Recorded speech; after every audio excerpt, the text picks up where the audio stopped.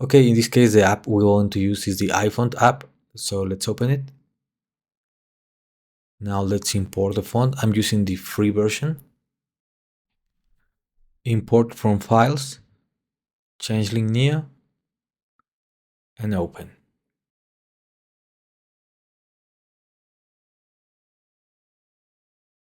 So let's get back to Shapr. Let's go to top plane, then sketch, more, and text. And now our custom font is available. Okay. YR3D. We can change the size. Let's put 7 millimeters and continue. Let's select our sketch profiles and then extrude.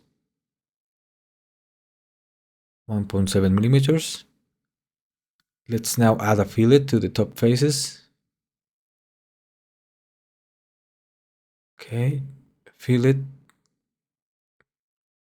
and 0.3 millimeters.